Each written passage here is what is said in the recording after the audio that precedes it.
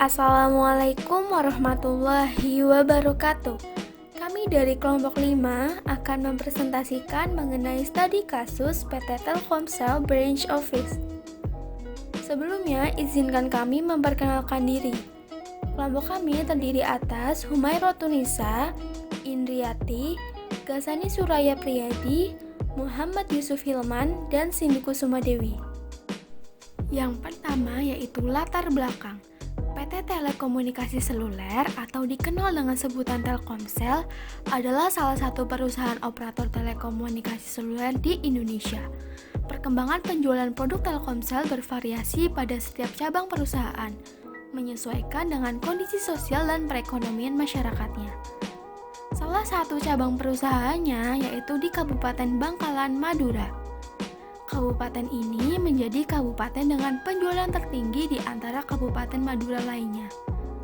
Menurut data market share, Telkomsel menempati peringkat kedua dalam pangsa pasar di daerah Kabupaten Bangkalan. Untuk itu, dibutuhkan beberapa keputusan agar pangsa pasar dapat dikuasai oleh PT Telkomsel. Sistem dalam membuat keputusan terbagi menjadi dua. Yang pertama, berdasarkan intuisi, dan yang kedua, berdasarkan analisis. Berdasarkan intuisi yaitu keputusan yang dibuat secara tidak sadar. Cara kerja dari pembuatan keputusan ini dilakukan secara otomatis dan cepat. Misalnya saat kita mendeteksi adanya suatu masalah dalam suatu objek. Yang kedua, berdasarkan analisis yaitu keputusan yang dibuat secara sadar. Cara kerja dari pembuatan keputusan ini cenderung lebih lambat, sengaja dipikirkan lama-lama, dan dipikirkan secara dalam-dalam dan secara analitis. Pembuatan keputusan dibagi menjadi dua, yaitu secara rasional dan secara non-rasional. Rasional artinya manajer harus memutuskan sesuatu secara logis dan optimal. Ada beberapa langkah untuk membuat keputusan secara rasional. Yang pertama, kenali masalah atau keputusan. Yang kedua, pikirkan solusi alternatif. Yang ketiga, evaluasi alternatif tersebut, lalu pilih solusi yang pantas. Yang keempat, implementasikan dan evaluasi hasil dari solusi tersebut. Keputusan non-rasional yaitu keputusan di mana manajer menjadi sulit untuk menemukan keputusan optimal. Hal ini disebabkan dua hal, yakni terbatasnya beberapa faktor seperti waktu atau keuangan, dan manajer menggunakan pola pikir intuitif.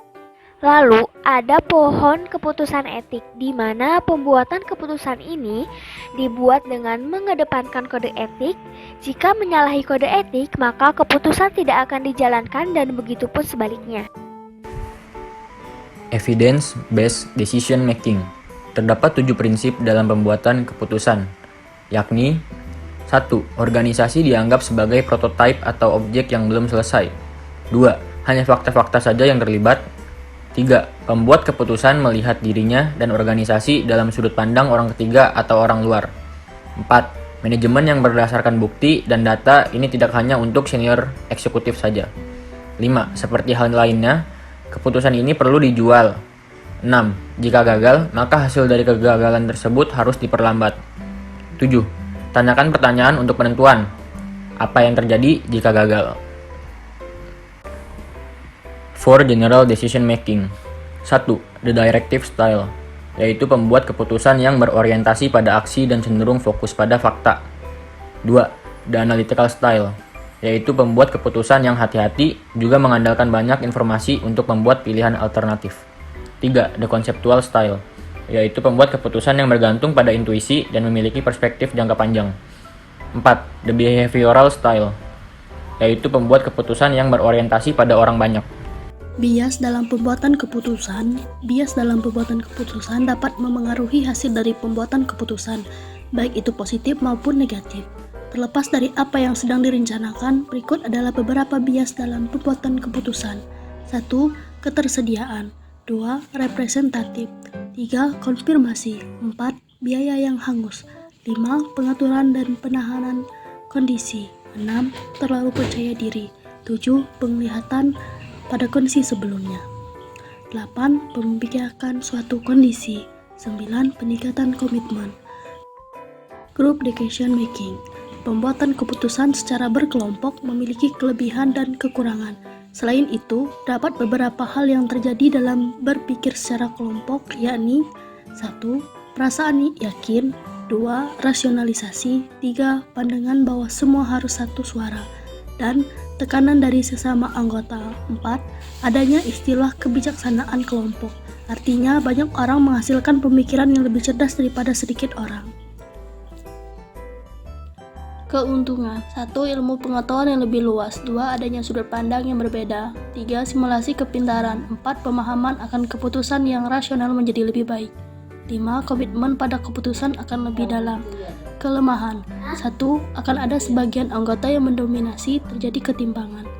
2. Terjadinya grafting, suatu keadaan di mana hasil kerja kelompok tidak optimal dan tidak rasional karena adanya keharusan untuk menyesuaikan diri dan keputusaan. Selanjutnya adalah karakteristik pembuatan keputusan secara berkelompok. Dalam bekerja berkelompok, akan ada beberapa hal yang biasa terjadi pada pembuatan keputusan atau pembuatan hasilnya. Yang pertama adalah kurang efisien. Mengapa kurang efisien? Karena dalam setiap kelompok pasti ada saja beberapa anggota yang mendominasi anggota lainnya, sehingga anggota lainnya tidak akan bisa terlalu efisien dalam bekerja, bahkan sama sekali tidak bekerja. Yang kedua adalah ukuran kelompok memengaruhi kualitas keputusan.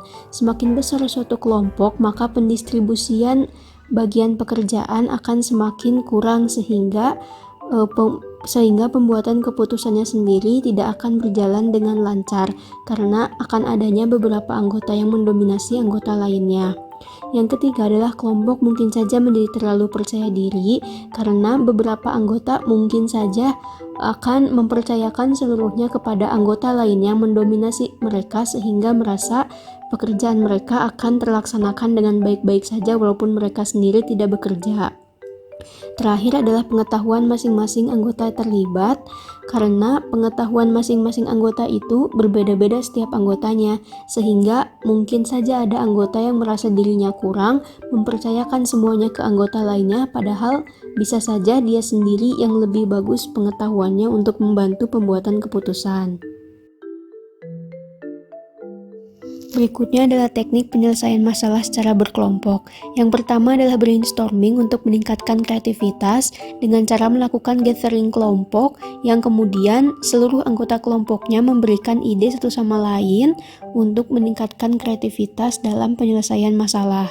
Yang kedua adalah melakukan devil's advocacy, yaitu dengan melibatkan seorang anggota yang mencari alasan mengapa penyelesaian masalah yang akan dipilih itu akan ditolak, sehingga kelompok akan mencari backup plan untuk mendukung rencana awal tersebut.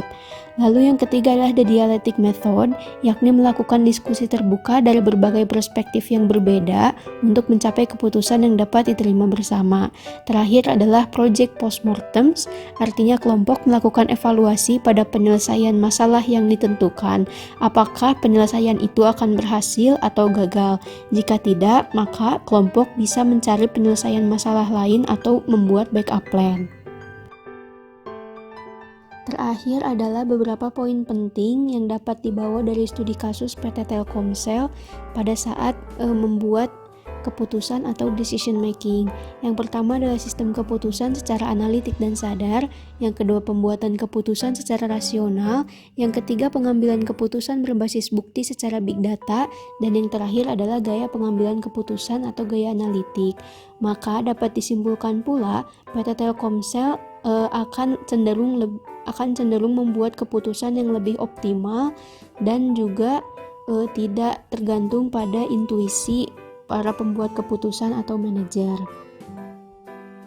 Sekian dari kelompok kami, kurang lebihnya mohon maaf. Wassalamualaikum warahmatullahi wabarakatuh.